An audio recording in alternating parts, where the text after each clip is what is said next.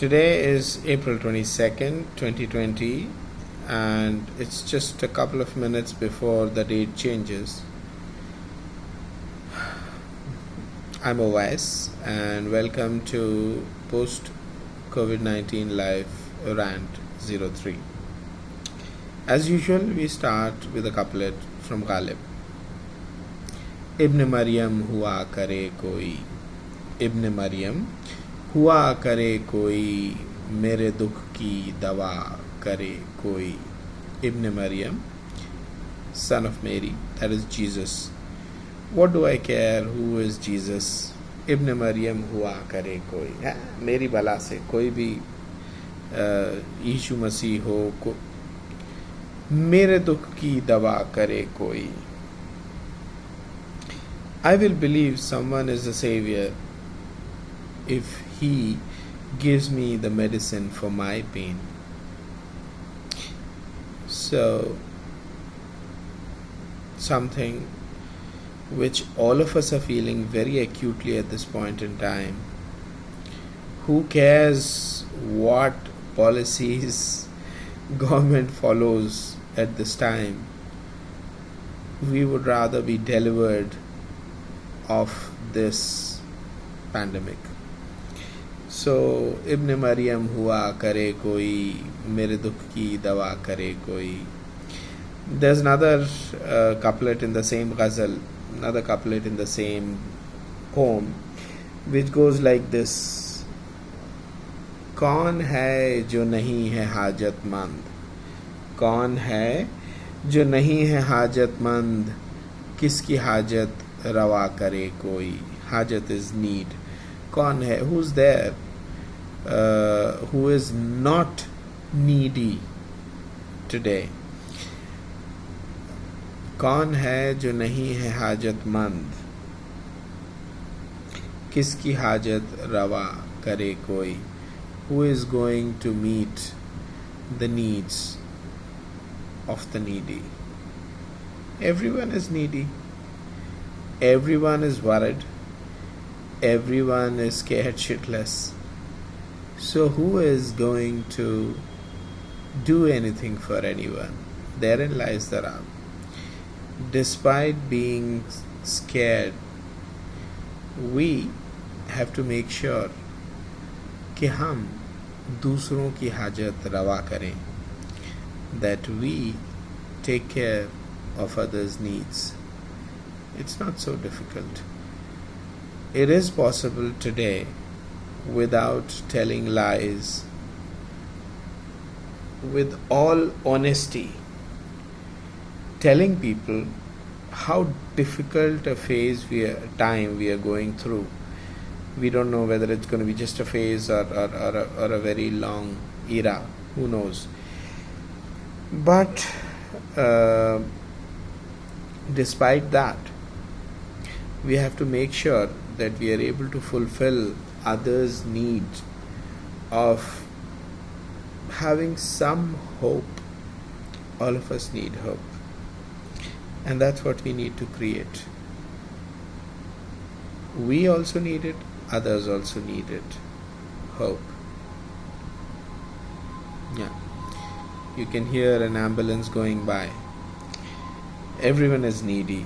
Yet, we need to find within ourselves the courage, the power, the ability to fulfill the need in others' hearts, and in their hearts light the flame of hope. उम्मीद की शमा जलाइए सबके दिलों में. That's when you will be the savior. Ibn-e-Mariyam हुआ करे कोई, मेरे दुख की दवा करे कोई. कौन है जो नहीं है हाजतमंद, किसकी हाजत रवा करे कोई. So the savior is that who makes sure that he or she lights up, or they light up the flame of hope in others' hearts. So, not moving very far away from this theme, I can honestly tell you that I'm less scared of COVID-19 today than I was, I think, at the start of the lockdown. I really was scared. And why am I not scared today? I'm not scared today because the numbers tell me to not be scared. We talked about in post-COVID life, it's going to be important for us to have love, to have beauty, and to have truth with us. Truth as in scientifically understood truth. In other words, have scientific literacy, science literacy. And now I'm bringing you to the fourth need, which is having maths literacy, numbers. Now, what are the numbers telling me? So again, we have to understand some basics before we move on. So people who have studied science or engineering or physics or whatever, they are familiar with the term meter per second. Meter per second. It's a unit of speed that we normally use. Everyone else who has driven or sat in a car or on a two-wheeler knows that the speedometer shows you kilometer per hour or miles per hour. Now, I'm more comfortable with meter per second because it happens every second, and therefore it's easier to understand it rather than wait for a whole hour and a whole kilometer to explain something. So I'm just going to talk about this concept and help us understand how it relates to the COVID-19 numbers. So let's say a meter is a person affected by coronavirus, SARS-CoV-2, the novel coronavirus. So let's say you are in a car and you're traveling, and your speedometer doesn't show you miles per hour or kilometers per hour, but rather shows you meter per second. So every meter that you cover, that's a bit like every person infected by SARS-CoV-2. Infected as in, that is either in records as per data, either that's an active case or a recovered case, or a person that has regrettably passed on. So these are cases, right? So active, recovered, or passed away. We only know about these persons, these people. We are not aware of the non or asymptomatic cases. We are not aware of how many cases there are who just didn't go and get themselves checked whether they are infected with SARS-CoV-2 or not.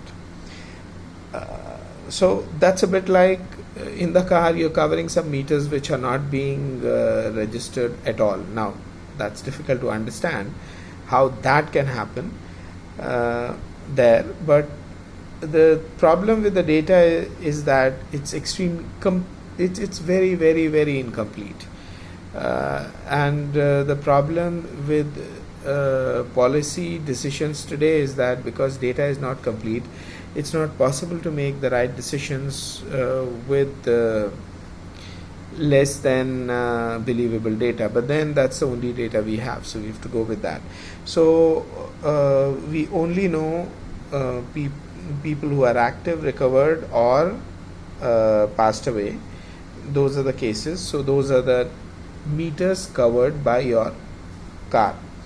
Now the speedometer shows you meter per second. That is new cases per day. Again, we don't know the asymptomatic, but we do know new cases per day. Now initially when I started tracking this, there was also an acceleration happening, right? So your car is going, it's covering certain number of meters as it moves. It's going at certain speed, certain meter per second. But you're also pressing the accelerator or not pressing it. So from my perspective it's this side, but then from your perspective it's this side, I guess. So as you press the accelerator, the speed increases, right? That is the increase in new cases per day. That is, say for example, yesterday there were 800 cases and now today there are 1100 cases. That's an acceleration, that's an increase in new number of cases. But say yesterday it was 800 and today it's 820 and day after tomorrow it's 790. So more or less we are in the same ballpark. Or there were some which were sent for testing and the results came in late, so there will be some ups and downs happening. So why am I finding this situation a little comfortable is because when I look at the data, I am not seeing acceleration. I am not seeing any meter squared per second. I am not seeing any accelerator being pushed. I am not seeing the speed increasing. All I am seeing is the some number of cases which is sort of not very much different from the increase in the past few days. So it's going up and down, but it's not going like this. It's going like this, So that's a very good sign. We have also been seeing several statisticians, mathematics wizards, who have been epidemiologists and all those people who have been working those numbers. And while the official figures today are that the number of asymptomatic cases, that is the people who have actually been infected but they are not showing any symptoms, that is they are either pre-symptomatic, that is they have not shown symptoms yet and will later, or they will probably never show any symptoms and will just become okay like that. They are saying 80%, officials are saying that they are possibly 80% of the total infected, which means that the cases that we have, if that is X, then that number is 4 or 5x, 4x.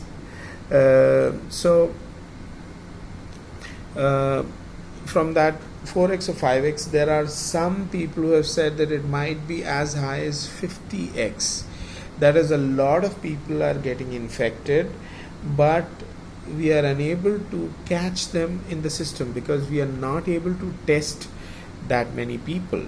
Why? Because A, we don't have that many test kits, and second thing is we don't have that many people, that many resources all the world over, right? Anywhere, it's not just about India, everywhere that issue is there.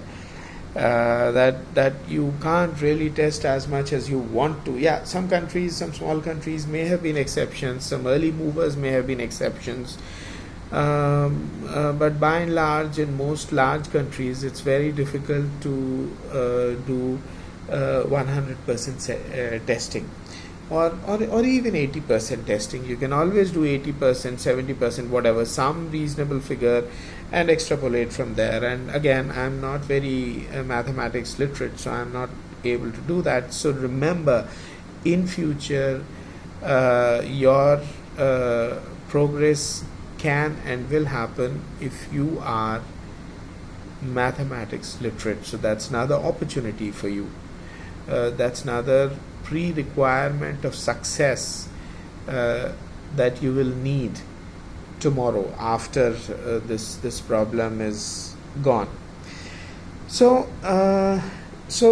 I have reason for hope that situation is not quite as bad, because paradoxically probably a lot more people are infected than we know are infected or even suspect are infected, which means that we will reach herd immunity faster. That is, there won't be so many people which this virus will be able to infect, so therefore we will become more and more safe from this virus, those of us who are not immune, or those of us like me who are higher than who are more than 55 years old, who are let's say more overweight than others, who are who might be having hypertension, who might be having diabetes. All of these problems I do have. So the faster we reach herd immunity, irrespective of whether I have been through this or not, irrespective of whether I have developed immunity myself or not, there's a group immunity which will render me safe. So that's something which is good. Now the thing is, this data which we are seeing may be right, may be wrong, I don't know, but the gut feel that I'm getting is that this disease is not as scary as initially I thought it was. Now again, this is what I thought. Okay, maybe you weren't so scared at the beginning, so maybe you didn't think it a big threat. I thought it was a big threat. So for me, well, I'm feeling a lot more confident that I personally and almost all the people that I care about, which is all the world, quite a lot of us will pass through this, and if not unscathed, then at least we'll live to fight another day. Now, this might be because this scenario might be so here in India because maybe we are not testing enough. That's true, we are not.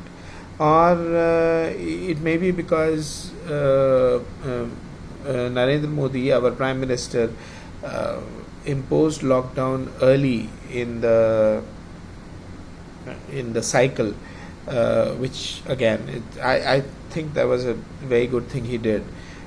Of course, we could have done so many things better, but that's okay. I'm talking purely from the perspective of the spread right now. Maybe this is because of fear. I don't know. People are afraid, so they're just being more careful. Or I don't know, maybe they are not reporting, who knows. Or it might be what has been said earlier by some people, that we might be enjoying the dirtiness exposure dividend. We have been generally speaking quite dirty, and that means that we have been exposed to many infections earlier, so our general state of immunity is reasonably good. It could also be because of the BCG vaccination that all of us received when we were kids.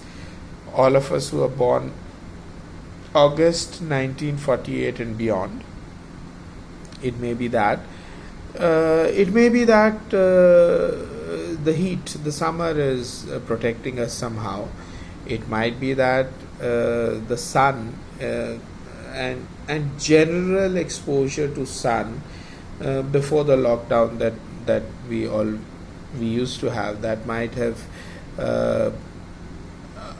made us less deficient in vitamin D compared to other countries. So it could be any of those things. We won't know until sufficient tests have been done. Uh, we are getting, earlier we were doing the antigen testing, which was through RT-PCR test, which used to take time and which was a very costly test. Now and used to take time, and now we've moved on to a faster, cheaper test, which is serological test, which is basically antibody test, which tests whether you've been exposed to the virus or not, and that is also pretty fast. So that will be able to tell us how many of us, whether we were asymptomatic or not, we have been sort of exposed to the virus. Plus, we are hearing about so many different vaccines which might come up. I'm not too hopeful. Or some drug regimens. Maybe something is there to it. Maybe plasma treatment could help many of us. Now, that is all dependent upon whether we are able to flatten the curve sufficiently. That is, our hospitals are not overburdened by this virus, and that is why this flattening of curve, this lockdown, is very good, and it might need to go on for a longer time. So, learn to be mathematics friendly, mathematics literate. You'll be able to understand these numbers better, and you'll be able to generate hope within yourself and within others, and that might be a big asset for you tomorrow when novel coronavirus is dead and gone. Bye bye.